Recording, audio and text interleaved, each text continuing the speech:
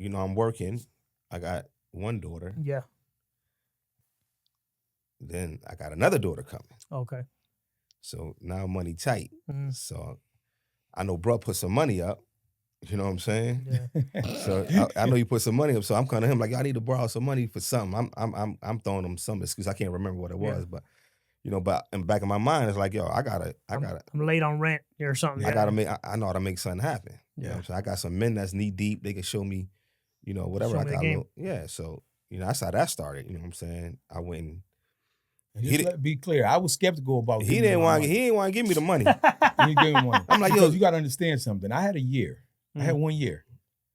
So I had stacked all my money. I stacked all this over $100,000. I stacked this money, and I'm not. I don't want to tell him where it's at because ain't no telling what's gonna happen. Yeah. I got a couple months before I get home where he came and he hollered at me. He came to see me at. I was in Cayuga in a visitor room. Is that by Fish Scale? Which one was by Fish Scale? Fish Scale was when I was on work release. Okay. It's farther up next to. I had to drive. Yeah. Up there by Syracuse. It was up by Syracuse. Upstate New York. Upstate New York, yeah. And he came to see me, he gave me a whole spiel, and I was skeptical about giving him. And I'm like, man, I only got a couple months to come home. Let me get to my money if I give it to him. And I end up telling him, he's my brother. You know what I'm saying? But I'm telling him, listen, you get that money, put this over here. Just take this. Just take what you need and put the rest over here. And then give my money. And I don't hear from him. Oof. For about 90 days till I come home. Uh-oh. I'm calling. So, all right, so let me get the other side of the story. So he tells you where the money is. Right. All right, so what happens after that? So he tell me where the money is. So, now I make a couple calls, boom, boom. Like, yo, I need to do a little 1-2, man. I need some help, man. I ain't never been in the street like that. You know what I'm saying? But you got some money to I got some money and I know some people. Yeah. And we got the project because we from there. You know what I'm saying? I got a whole project. It's $1 million project. You know what I'm saying? And I was always the brains. Right? You know what I'm saying? I was always the brains. So I'm going to think like, yo, all right, let me figure this out. You're trying to turn this into an operation. Yeah, and not really. I just wanted to make enough money. Right. But the plan that I put in motion turned into a whole operation, right? I wasn't even expecting it to do what it did, right? But that's another part. And at this point, you're not even concerned that he's coming home in 90 days. You're just like, all right, I got some cash. I'm going to... It might have been a little longer than 90 days. No, it was. But because I was maybe about 3-4 months. Because I was taking some losses, right? I only had a year. Right? Oh, okay. I was taking some losses. That's why I ain't answering the phone. He called me like, yo. I'm like, man, listen, man. The joker's running off. They beating me. I got this. I'm gonna flip this money. I'll call him when I got it back. See, I was still trying to work and hustle. Yeah. So I'm trying to leave work out with people. And then I'm going to work. And I'm working from maybe like 8 to 4, 8 to 3. You got like a 9 to 5 or whatever. Yeah, basically, you know what I'm saying? I'm driving way from Norwalk, in traffic, getting home, and come out there, stuff ain't right. You know what I'm saying? So I had to, make a choice. You know what I'm saying? Either you're gonna do this or do that. So I chose to be in the street full time. But in the process of me going through that, people running off. People beat me because they know, like, they know, like, trying to run game on me and all that. They try to do all that, right? But I figured it out. And when I figured it out, you know what I'm saying, that's when... The money came in. Yeah, that's when... Yeah. Is he still away or does he come back? No, he was away when I figured it out. Yeah. Okay. He figured it out. He was away. So your brother gets home and you're like, yo, we got to talk. Tell him, say he knew already. He knew. No, he didn't know. No, okay. I didn't know. They picked me up from him, my father, and my brother. My brother's young, and they picked me up in a rented car at 100 Center Street in New York. That's where they release. The bus comes and drops you off there from upstate New York. Right. And I'm like, I'm mad that my father's in the car because now I can't. Yo, where my money at? Yeah. I'm mad. So I'm like, I sit in the back seat. I'm like, hey, I get, fake hugs and all that type stuff. I sit in the back seat with my little brother, he's driving, and I see all these big diamond earrings, right? R. Kelly ain't had nothing on him. His earrings ain't had nothing on his earring. He had a Rolex. So I'm like, yo, look at this. Look at this guy. This is where all my money He spent all my money. Right? And he in a rented car. I'm like, come on, you in a rented car, you got all this. Where's your car at? So so I'm back there fuming. I'm pissed. So we get back to Connecticut. we dropped my father off and my brother off. Okay. You know, and he's like, so sooner we get, he's like, just calm down. He said, just calm down. Just calm down. So he takes me, he wants to take me to buy a motorcycle. Right? He buys me a motorcycle. It was like May, right? So the weather was breaking. I came home in May. So the weather was breaking. He was going to buy him a motorcycle. So he's like, you want a No, I don't want a motorcycle. I want my money. Where's my money at? You know what I'm saying? He wouldn't take that motorcycle though. Definitely took the motorcycle. So when we go to this apartment building where he was at, where he had all his money and everything, and I go in there and I see all this money that he must have been counting the night before or whatever. I don't know where, it's just all this money on the floor. Mm. And I'm like, man. And he throws me my money.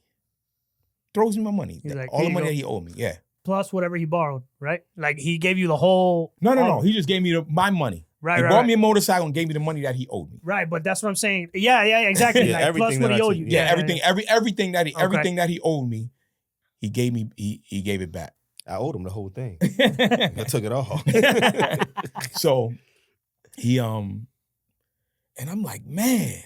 I said, how long it took you to get this? Like, because when I was in the street, right, it took me. I thought I was doing something. Right. I was making about 50 grand a week. And I really thought I was doing Woo! Something. What? That's nothing. Trust me when I tell you. And 50 grand a week was nothing. And it's not. No, it was something to me. To you at the time. At the time. But when you say 50 grand to somebody from my projects, from where I grew up, see, and a lot of people can't even picture that. See, I hear people say, man, you wasn't, and I'm saying you have to know, because a lot of people think Connecticut, they be like, man, Connecticut, they think white people. Mm-hmm. They don't understand Bridgeport, Connecticut. They don't. They really don't understand Bridgeport and the project that I grew up in. I mean, we seen guys make millions and millions of dollars coming out of this project.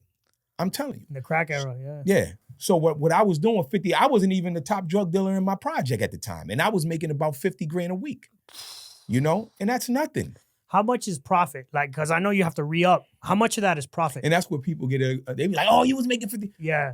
I probably profit maybe 15 to 20,000, if that. I mean, it's 20 grand a week. It's 20 grand a week. You understand what I'm saying? Yeah, 15 to 20, but you make about 50, but you probably profit about 15 to 20. Right. Considering if nobody goes to jail, if they don't raid, if they don't shut your block down. So you have your ups and downs around that time, but it came out at an average about 50 a week. Okay. You know, so when I'm seeing all this money, I'm like, and it's like 80,000 on the floor. He counted 8. I said, yo, how long it took y'all to do this? A week? 2 weeks? He laughed, and he just kept laughing and laughing and laughing. He said, that was today. 80 grand in a day? Well, yes, the day before. The day yesterday. before. He was counting it today, though. It was from the previous day. And I said, what? So for me, I didn't believe him. I'm like, he trying to put a 10 on a 2. You know, that's my brother. He trying to put a 10 on a 2 to show that he was doing way more than what I was doing. Right? So wait, hold on. So you were making 50 grand a week. You had gotten a rhythm of hustling. Yeah. And you were kind of doing your thing, and you were making 50 grand a week, profiting 15 to 20. Mm-hmm. You started from scratch 4 months before he got out, and you were making that more than that in a day? A day. And let me explain something to you, though. See, with me, I was hands-on, and I'll open up like 5 o'clock in the morning, and then probably about 5, 6 o'clock at night, I shut down. Right. You understand what I'm saying? When I came home, he had 3 shifts in rotation. They took no days off.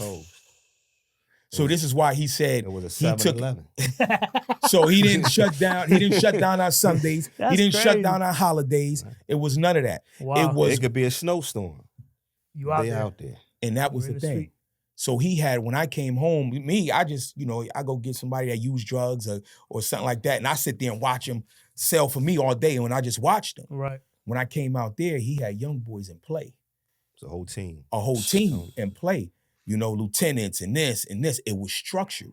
Mm. You understand what I'm saying? So it was different. It was nonstop. So now it makes sense why he was doing. He's making so much money. Yeah. I used to shut down, and then sometimes I got to take breaks. I got to go in the house for a minute and all that. His thing was moving. He didn't have to be there, so it was moving. So what gave you the idea to structure it that way? Like, was it off rip? Kind of, you were already thinking, man, he was 2 hands off. Maybe I should do this differently. No, what kind of made you have that thought process?